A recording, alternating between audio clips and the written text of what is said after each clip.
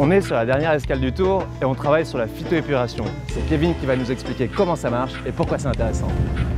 La phytoépuration, voilà ce que c'est un assainissement autonome pour les gens qui sont pas raccordés au tout à l'égout.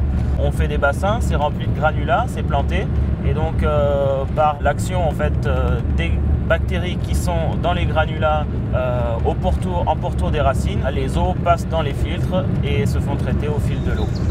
Donc voilà, on est chez Monsieur et Madame Blé, donc c'est une maison d'habitation voilà, pour un foyer. Ça a été estimé à 4 équivalents habitants. Un équivalent habitant, ça correspond à la quantité de pollution générée par une personne.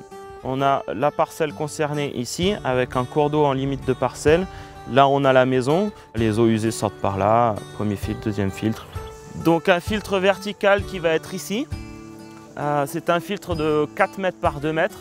Et on va en avoir un deuxième ici qui va être en contrebas et qui va faire lui aussi 4 mètres par 2 mètres. Et ici ensuite on va avoir un rejet des eaux traitées au cours d'eau qui se trouve en contrebas du talus en limite de parcelle. Le but c'est pas de la potabilisation, le but c'est de rendre les eaux assimilables par le milieu naturel.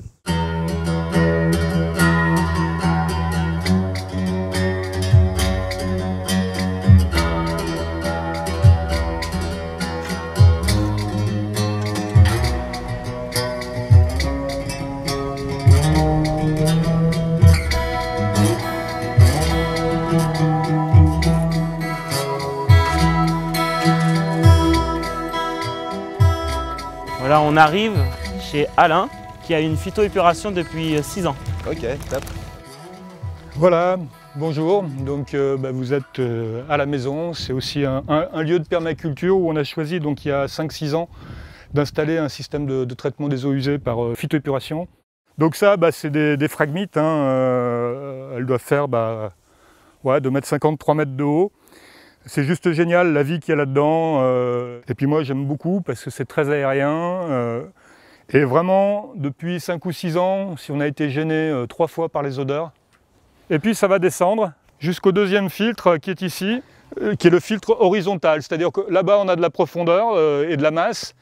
Et ici, il n'y a pas énormément d'épaisseur, mais il y a surtout plein de plantes fleuries. Donc là il y a des menthes aquatiques, des plantains aquatiques, derrière il y a des massettes, il y a des cyrpes. Là, c'est beau déjà, moi je trouve ça super beau, bon, ça vit quoi.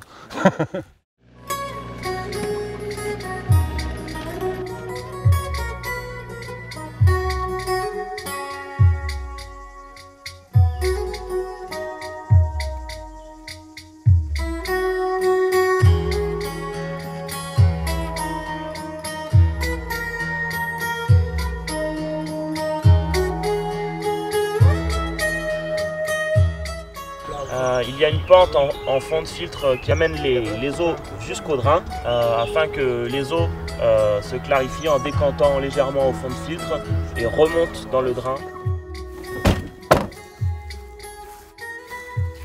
Avant de m'occuper des autoconstructeurs, comme je te disais, j'ai fait pas mal d'installations. Donc là, on va aller voir justement une installation que j'ai réalisée pour Monsieur et Madame Bertinotti il y a 6 ans à peu près. Donc là, on est sur un filtre vertical planté de roseaux, Phragmites australis, qui reçoivent les eaux usées et brutes de la maison, sans pré-traitement, sans fosse ni bac à graisse. Les eaux usées arrivent en surface du filtre. Il y a une répartition par ruissellement. Les matières grossières, riz, cheveux, graisse, matière fécale, papier toilette, tout ça, en fait, se sèche et composte. Et les eaux s'infiltrent dans 60 cm de granulats, arrivent au fond et ensuite rejoignent le deuxième filtre. Au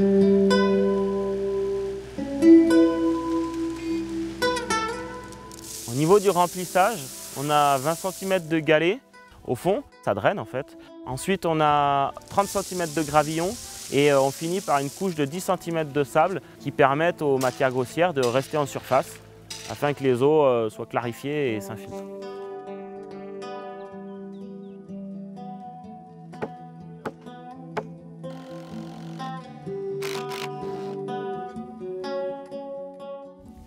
Le filtre vertical est un filtre qui fonctionne avec de l'oxygène, notamment pour permettre aux matières grossières qui sont déposées en surface du filtre de se composter.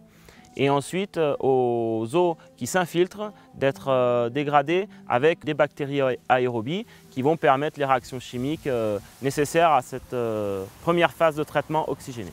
Et là, on en vient aux plantes qui sont aussi un acteur très important pour la filtration plantée, parce qu'en développant leurs racines, elles vont créer des chemins d'infiltration et elles vont aussi assurer le décolmatage incessant du filtre.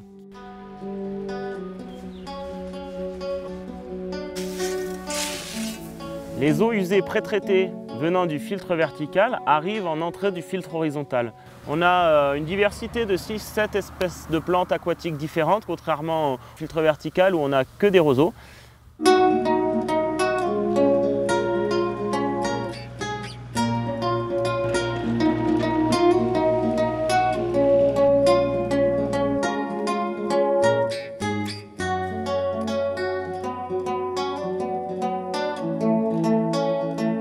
La particularité de ce filtre horizontal, c'est qu'on a un niveau permanent de l'eau à 10 cm sous la surface des gravillons.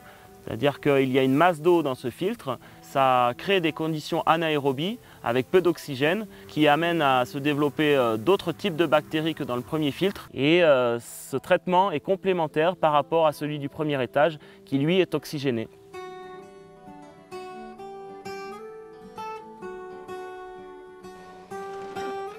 Donc à la sortie du filtre horizontal, les eaux transitent vers une zone d'infiltration où on va rendre les eaux usées traitées à la vie du sol, des plantes, des arbres.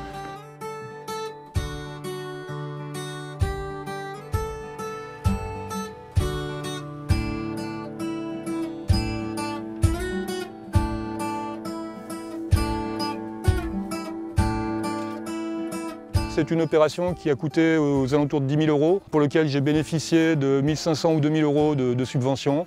Et donc après on a fait un prêt à taux zéro, c'est 100 balles par mois pendant 5 ans ou 6 ans. Mais le gros intérêt, c'est que depuis, j'ai pas dépensé 1 centime pour cette filière et qu'en plus elle me rapporte plein de matières. Enfin bon voilà, pour moi c'est que du bonheur quoi.